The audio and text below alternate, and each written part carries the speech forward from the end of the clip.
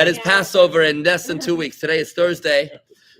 We're 14 days minus 2. That's 12 days to the Passover Seder, and we're going to do a crash course on everything you need to know. Hopefully, as much as we can, I'm going to move relatively quickly on what we need to know for Pesach to make it meaningful. Ready? To make it just not just we wish each other that we should have a kosher and a joyous Pesach. Joyous Pesach, okay, we could do that. When the grandkids come, it's very joyous. But how do you know that it's going to be kosher? For that, that's going to require some effort, right? So let's go. In the days of the Holy Temple, the sages instituted that the speakers, the orators, the Torah teachers should teach publicly the laws of the Yontif 30 days before the Yontif. Which means from Purim, which is 30 days before Pesach, they should begin to teach about Pesach. From the 5th day of Iyar, they should begin to teach about Shavuos, and from the 14th day of Elul, they should begin to teach about Sukkot. This decree was not canceled when the temple was destroyed, and every wise man, every rabbi would teach his students the laws of the Yontif 30 days before in order that they should be familiar and clear with what they need to know. In our generations, where pretty much everything is printed. Everything's printed. So you don't really need a rabbi to tell you what to do because, you could just Google it, really, right? Nevertheless, it is still a mitzvah on every person to make sure that he finds a way to study it, whether you find a rabbi or you find a book to learn what you need to learn until you're familiar and clear with what you need to do. The 30 days before Pesach, it's a good idea to be careful with everything that you do, that nothing should have chametz. In a way that it shouldn't be stuck and difficult to remove on Erev Pesach. So in other words, 30 days before Pesach, you're going to be mindful of what you have in your house that you bring into your house, right? Like you wouldn't buy a pellet of croutons or a pellet of what are those things called? Those little Wonder Bread. Yeah, you exactly. You begin to think carefully. Okay, I got to finish this before Pesach. You start clearing out instead of saving up, right? Remember, chametz is something you're not allowed to have in your possession. On Pesach, you're not allowed to own it. It's not allowed to be seen. It's not allowed to be possessed. We're going to talk about that in a few moments. 30 days before Pesach, a person should be careful not to eat any matzah. 30 days before Pesach, you're not supposed to eat matzah. Why? Because you want to enter the Seder with an appetite. For the matzah, it's got to be something that you look forward to, right? It is accepted custom amongst all of Israel that in every congregation collects from its members wheat monies for Pesach in order to distribute them to the poor of the city to be able to purchase matzah, wheat monies, right? If there's any monies left over from the wheat monies, they should be giving it to the poor people for the other needs of Pesach, because Pesach's expensive. It's not really a cheap yontif, right? So people have extra expenses, and you want to make sure people will come to the rabbi and donate specifically to the rabbi in order to, it's the rabbi's discretionary fund to distribute to the people that are too proud to ask publicly, and the rabbi will distribute it quietly to them. It is a custom of the Rebbe, instituted by the Rebbe, to ensure for every rabbi and every leader of a congregation to ensure to send for Pesach to all the people that he knows, to as many people that he knows, round shmura matzah, hand-baked round shmura matzahs. At the very least, that people should have this Pesach matzah for the seders. Right? And similarly, in places where they have public seders, in hotels and so on, similarly, they should make sure that everybody will have hand-baked round shmura matzah, which is why we have this massive operation here to ensure not only that all of our members have their hand-baked shmura matzah, but also, and I hope everybody got the email yesterday stating they should come to shul, pick it up, so that you have your hand-baked shmura matzah, but also we're empowering you to deliver it to a local Jewish person that is not yet affiliated with the Chabad, so that they too can enjoy the power of the Pesach blessings. The customs of the month of Nissan, which we began yesterday, the entire month, we don't say tachanun, which is prayers of supplication. The prayers are somewhat shorter, and I want to encourage our congregants here at the Daily Minyan to please try to use the extra time that we shave off of the prayer to slow down the prayers a little bit. Especially the people on the Bima, I want to encourage them to slow down their prayers a little bit so that we can daven the same 45 minutes. But instead of davening now 30 minutes, because we're not saying tachnun, let's stretch it out a little bit so we can have a little bit more mindful, a little bit of more of a meaningful prayer. So when we don't say tachnun, that includes the Laman which is after the second ashrei, towards the end of the service. We don't say keler chapayim, which is on Mondays and Thursdays before Torah reading. And on Shabbos afternoon, we don't say the Sid Kascha. Now, we don't fast the entire month of Nisan, this entire month. But firstborns do fast on Erev Pesach. You know why the firstborns fast on Erev Pesach? Because the firstborns were saved on the night of Passover. Right? God passed over the homes of the Jewish firstborns to kill the Egyptian firstborns. Therefore, they owe God their lives quite literally. So the firstborns will fast in appreciation. Whether it's a boy or girl, just firstborn. That's an interesting question. Right, I thought it was either. I think boy or girl. I think it's mainly boys, but girls if they want to. I thought it was both. I'm not sure. I don't know that question. So that's why the morning before the Seder, the day before the Seder, firstborn should be fasting, unless they hear a siyum, which is a conclusion of Torah, a section of conclusion of Torah, in which case they will be able to absolve their fast, because when you conclude a section of Torah, like a book or a Talmud, then you don't have to fast because you're experiencing a feast of a mitzvah. Hi, Michael. Want a Passover crash course? We're going through everything we need to know for Pesach. We're moving relatively quickly just to fill you in because you just came. We said we don't fast this entire month, but what about a bride and groom that are supposed to fast on the day of their wedding? They're still supposed to fast on the day of their wedding. As a way of teshuvah, to enter into the wedding in a way of fasting. From Rosh Chodesh, which is yesterday and onwards, we say every day the portion of the presidents of each tribe, because when the temple was inaugurated, the tabernacle was inaugurated in the desert coming out of Egypt, and the Jewish people were for 40 years in the desert. They built a tabernacle, and it was the leaders of each tribe that inaugurated the tabernacle with certain offerings each day, and it started on the first day of Nissan for 12 days, the 12 days, one day for each tribe. So each day we remember the offering of each tribe, and we say a special prayer which kind of connects our soul with theirs. We do one of each for 12 days for each 12 tribes, and on the 13th day there's a special section you add corresponding to the tribe of Levi. Okay, now. During this month of Nissan, I'm going to need a little help from you guys, because I never properly understood this. I'm not a good botanist. During the days of this month of Nissan, apparently trees blossom. Now, I know about the cherry blossoms in Washington, D.C. This I've seen around this time of year. But what happens? To explain this to me, what happens? We're entering the spring. Is this what's going on? Sure. Okay. Sure. So the trees are beginning to blossom. How would I know if a tree is actually blossoming? Does it have like a little? If you have allergy attacks, the pollen is in the air. Okay, so you have an avocado tree, you got a fruit tree base. It's got to be a fruit tree, I guess, and you'll notice a bud. Yes. Okay, so during this month of Nisan, there's a very special blessing you're supposed to say once a year when you see the first bud, and that blessing goes like this: "Blessed are you, Lord our God, who did not forget anything in His world." And He created in it beautiful creations and beautiful trees for human beings to enjoy. And that's a blessing that you say once a year when you see the first bud during this month of Nisan. Always at the last few minutes of the month of Nisan, I remember, oh God, I still don't remember if I found the blossom tree. So I walk down my street and I'm like, is that a tree? I'm like, that's my kid. I don't know. I don't know what they look like because they're all like just green, you know? Is the blossom like a different color? Usually. Maybe I come to your house. You must have a lot of trees. Usually white, Right. Usually it's white or color, pink. and you'll see buds coming off. Yeah, a little whiter pink usually. I have a hard time identifying these things. I don't know. I'm sticking to my lane. You know what I mean? Okay.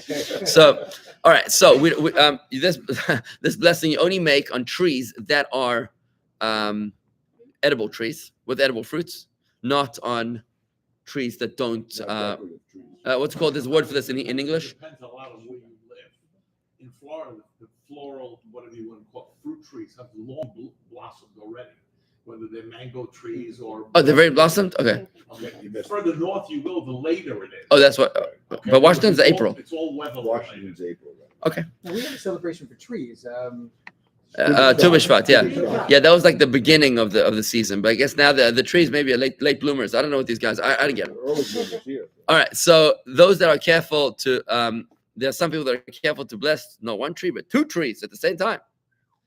But if you only have one tree, then it's good enough. Whatever. Okay, fine.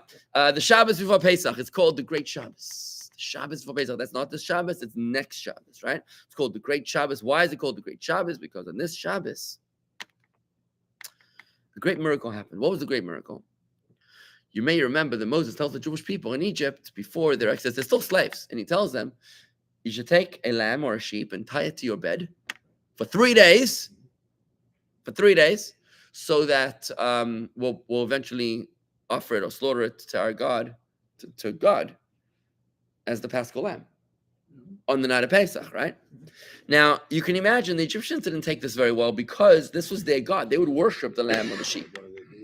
So they were like, what are you doing to my God? And the Jews were like, we are taking your God and worshiping it to our God. Now, what happened was that you imagine that took a lot of courage to say that, right? But also what happened was that the Egyptians, how did they respond? Instead of attacking the Jews, the Egyptians went to Pharaoh and they said, or the firstborns went to Pharaoh and they said, listen, Pharaoh, you got to let the Jews go. Because if you don't let the Jews go, then the 10th and final plague is going to come.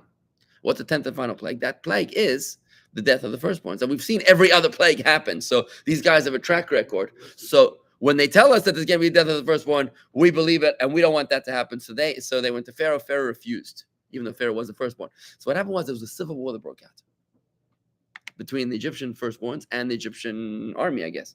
And they were fighting in order to let the Jews go. So what happened was, it turns out that the Gentiles are fighting for the Jews.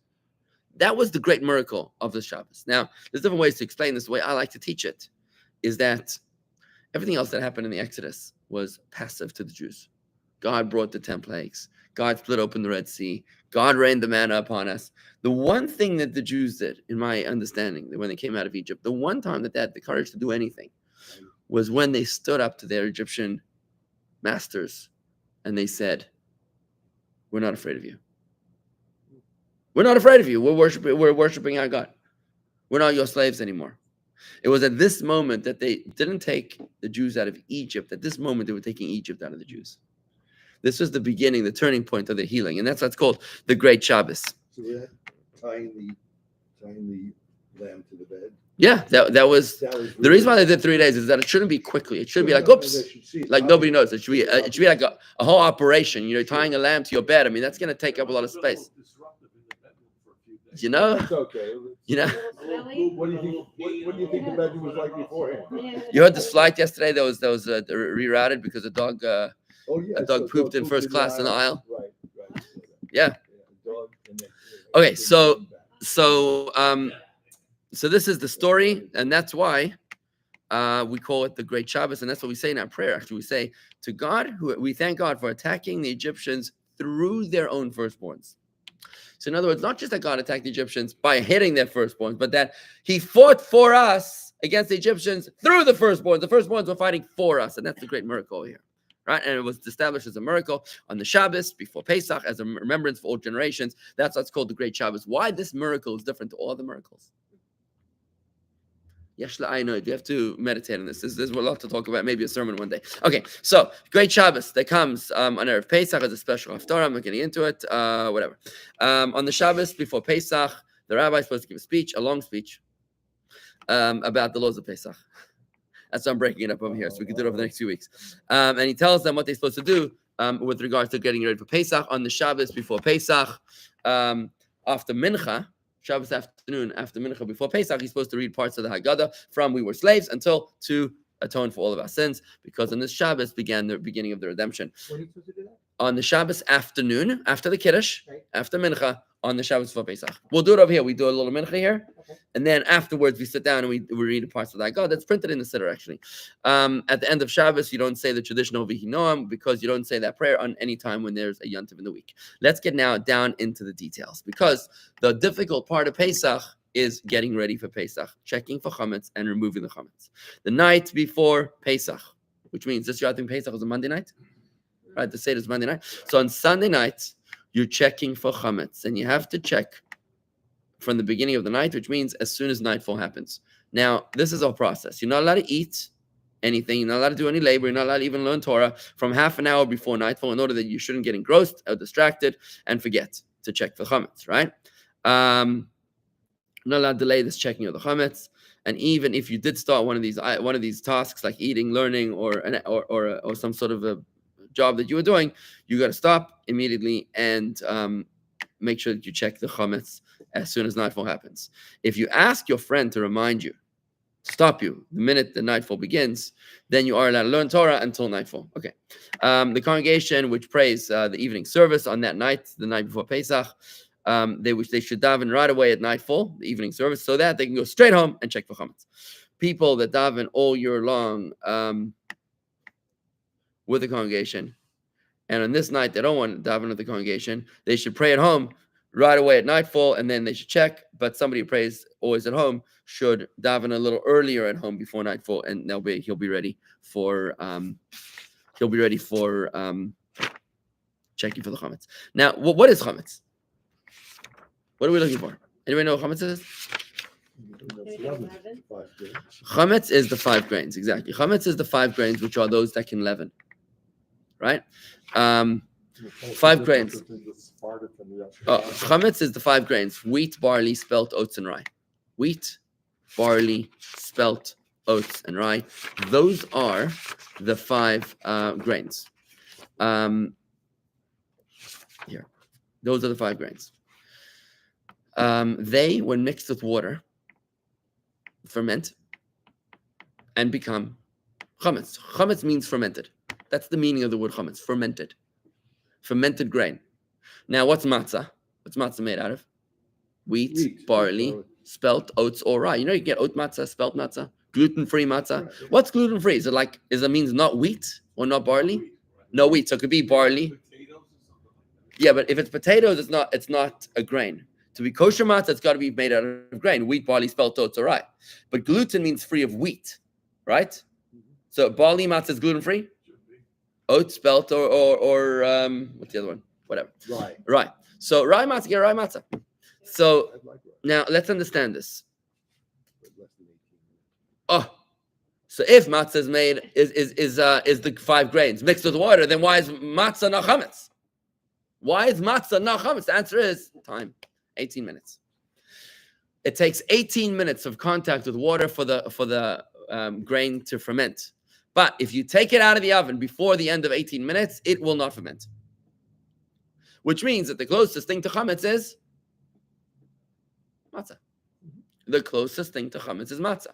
Matzah is bread that didn't rise. Chametz is bread that does rise. Now, when you leave it long enough, it goes. It expands, it ferments, it's beautiful, right? But the chametz the matzah is the bread that doesn't rise, right? Let's talk about the prohibition of Pesach.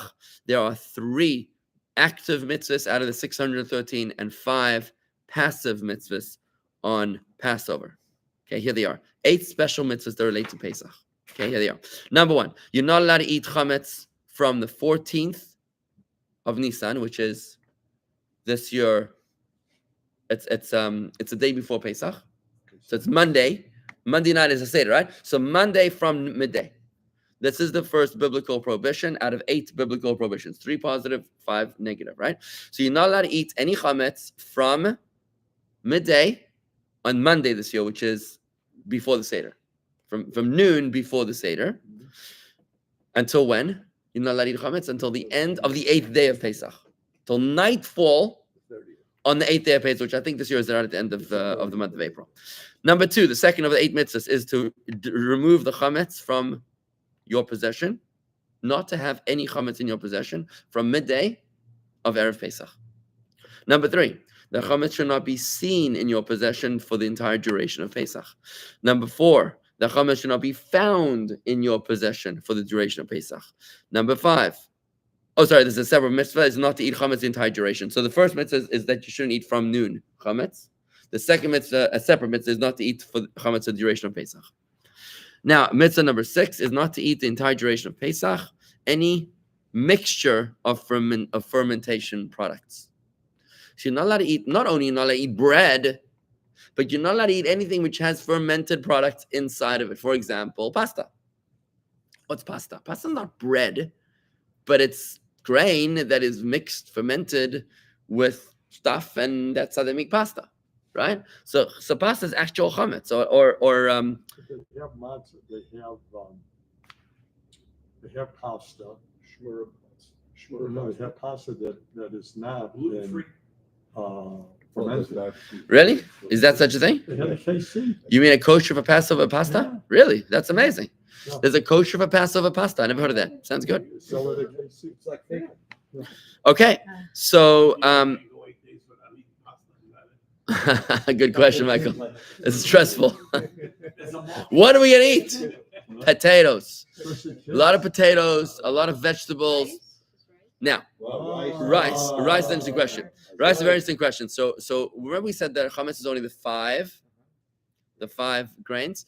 Now there's something called a legume. Now again, I'm not a botanist, but legumes are apparently anything which, what's the definition of a legume? It's not just beans, because I think it's also mushrooms.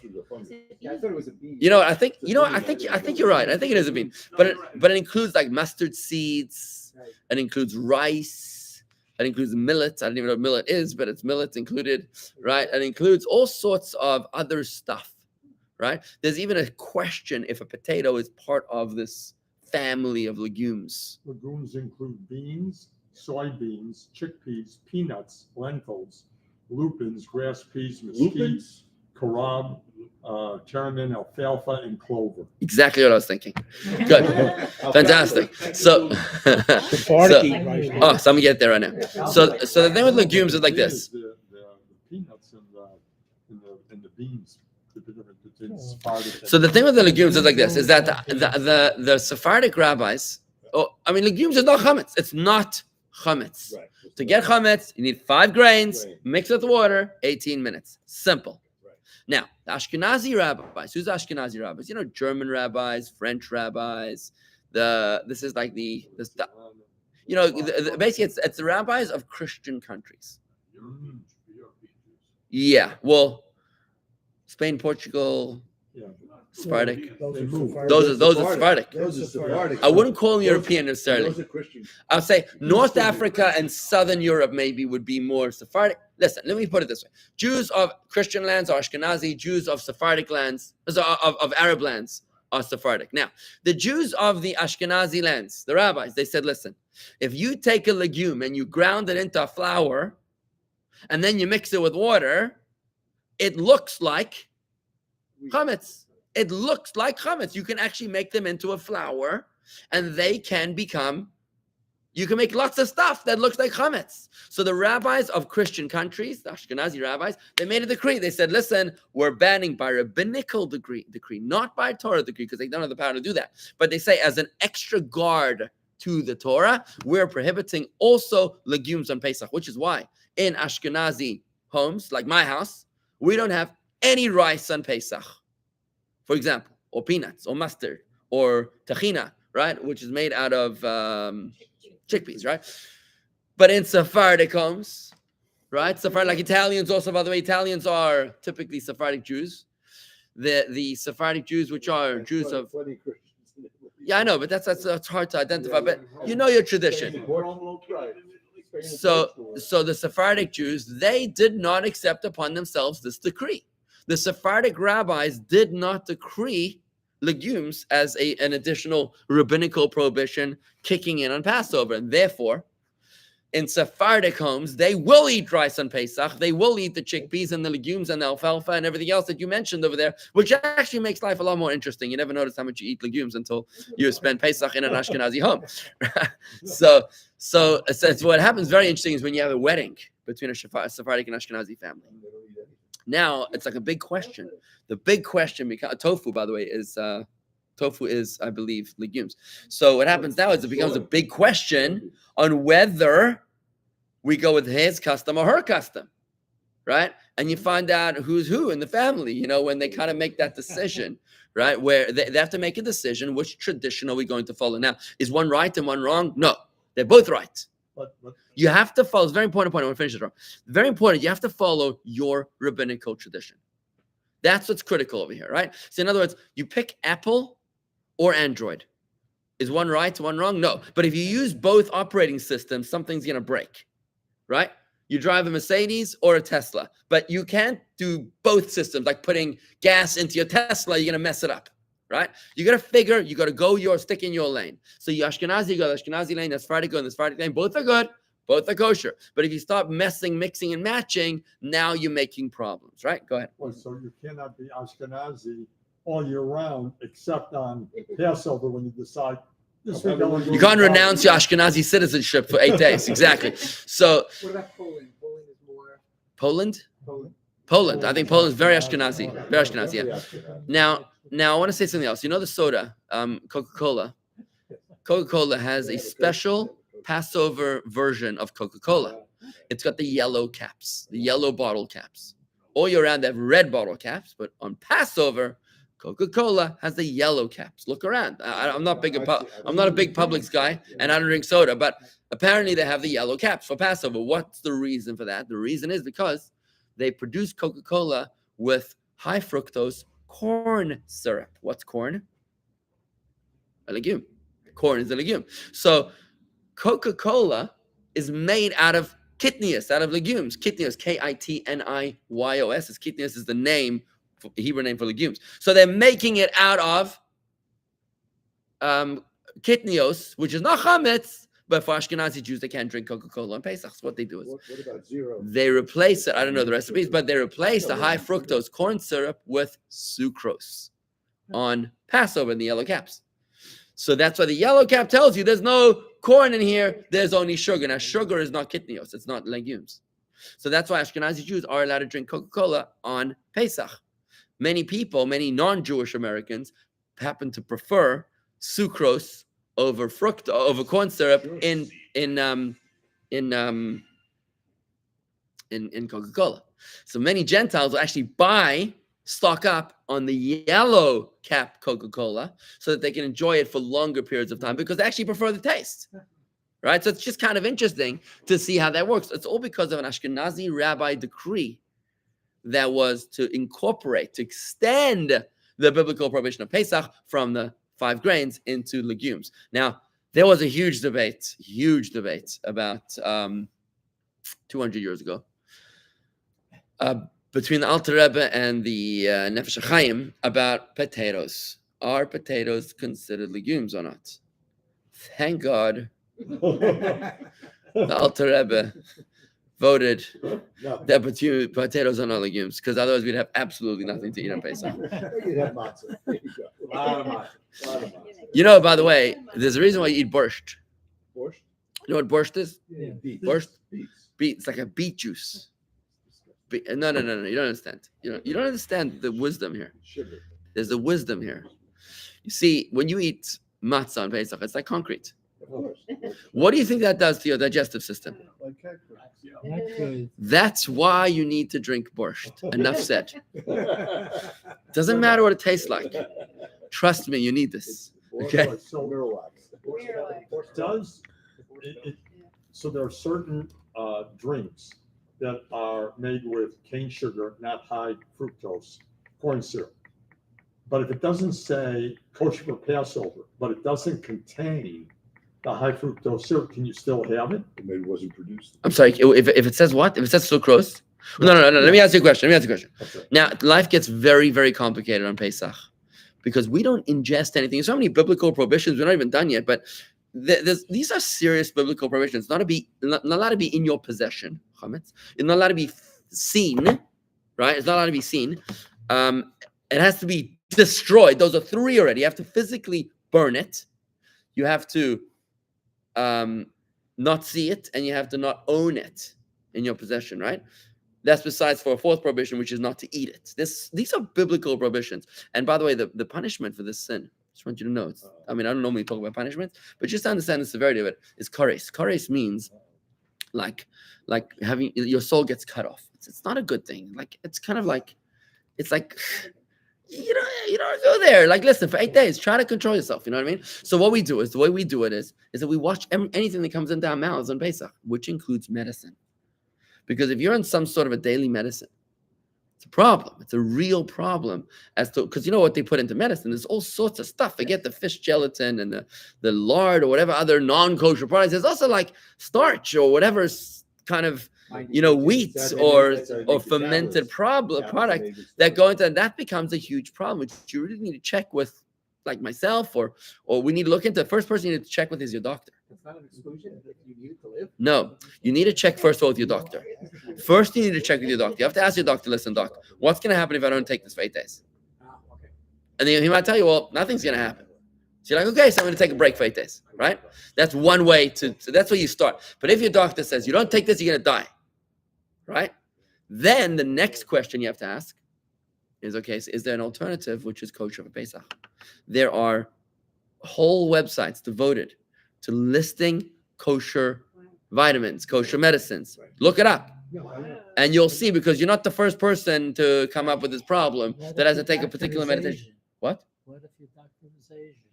Well, if your doctor's Asian. I didn't ask. No, your doctor's not your rabbi, Michael. Your doctor's not your rabbi. You don't have to ask him for a religious ruling. You just have to ask him, what's going to happen if I don't take it? And if they return it.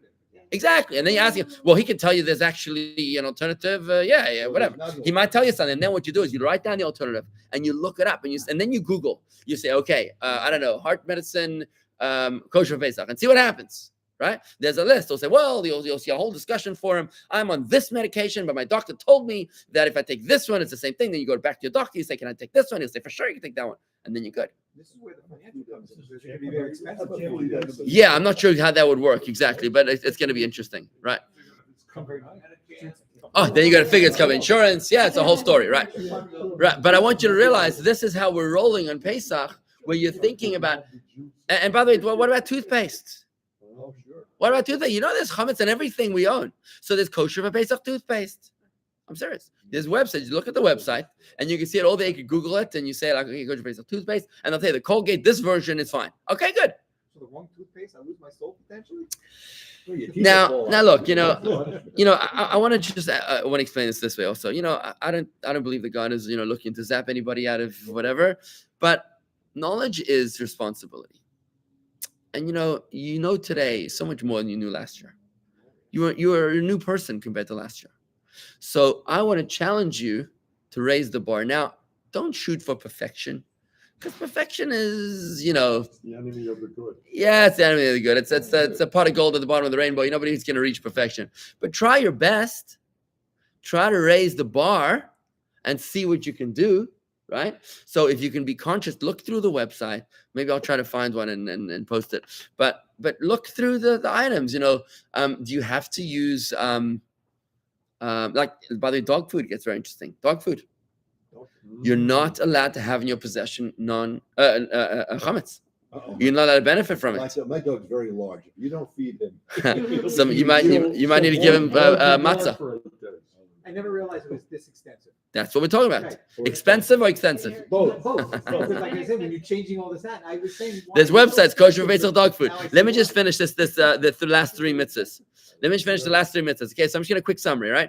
So we said the eight mitzvahs of Pesach. Number one is that from midday on Erev Pesach, you're not allowed to eat any more chametz. Number two, you have to wipe out, physically destroy the chametz from your possession on from midday of Erev Pesach. Chametz is not allowed to be seen in your possession all the duration of Pesach. Chametz is not allowed to be found in your possession for the entire duration of Pesach, and you're not allowed to eat any chametz for the duration of Pesach. And mitzvah number 6, you're not allowed to eat all of Pesach any mixtures containing chametz, which has an olive-sized worth of a mixture of chametz. Even though you cannot taste the chametz in the mixture. Even if it's there only for just for not even for taste reasons, it's there for other reasons, maybe to give texture or something. For example, there's like a certain kind of dip that you put in breadcrumbs just to give it like texture, not really taste. That would be prohibited. As it says in the Torah, we read this past Shabbos, called machmetzes lezechelu, any mixture you shall not eat. This particular prohibition doesn't involve the punishment of kares, of being cut off, unless it does actually taste chametz. Mitzvah number 7 is to eat matzah on the night of the Seder Pesach. And that's why, guys, you picking up your matzah over here at the shul, save the matzah. Don't eat the matzah for Pesach. Save it for the night of the Pesach. And every single person has to eat, every person just said has to eat half a shmura matzah at least on the night of Pesach. That's a biblical mitzvah. And the last one is to talk, to speak, to retell the story of the Exodus on the night of Pesach. Now, when I say that, what I mean is when you retell the story of the Exodus, it means not only to tell their story, that thousands of years ago, a people that I never met in a country that I never visited came out of Egypt, but tell your story. Make Pesach personal, like we're learning in Chassidus yesterday, that Egypt is not just a geographical place, it's a mindset of constriction, of limitation. What is my Egypt? Make this your Passover conversation, Seder discussion. Put it out there on the table and say, folks, okay, today we're making Pesach modern. What is your modern day Egypt? What do you struggle with that you don't believe you can break free from? I could talk about this for hours, about my own limitations, things that I don't believe that I can actually do. And because we're all human, we're all subject to imprisonment in our own personal Egypt, right? There's a lady I was talking about yesterday. She bought a Rolls Royce. And at one point, years ago, when she bought the Rolls Royce in the 70s or 80s, her mother said to her, "Who do you think you are? How dare you drive such an expensive car?" And her father said to her, that's the best car in the world. And you belong right there. Which it's interesting, the things that our parents tell us, right? So her mother said to her, you don't deserve to drive such a car. You're not good enough. And her father said, no, it's good, right? We tell ourselves, I don't deserve to be happy. I don't deserve to be rich. I don't deserve to be successful. I don't deserve to be, I'll never be a scholar. I'll never be a sage. I'll never be a good Jew. I'll never be better than just a weak Jew, for example, right? These are Egypt, right? Make this your Pesach conversation. And then talk about, okay, who has the courage tonight to make a decision to break out of Egypt? Who over here is going to have the courage to say that next year we're going to be in Jerusalem? And I'm not talking about geographically. Who has the courage to say next year I'm going to be in the promised land? Next year I will have reinvented myself to the point that I will be unrecognizable from where I was last year. And I want to challenge you right now to look at yourself at the Seder this year, and look at yourself and say, where was I last year? Am I in Jerusalem compared to where I was last year? And that's the mitzvah, the 8th mitzvah of Pesach. All right? And that's a wrap. And we're selling the Okay. chametz. Yeah. Selling the chametz. Everybody. Oh, blessing. Yes, a blessing.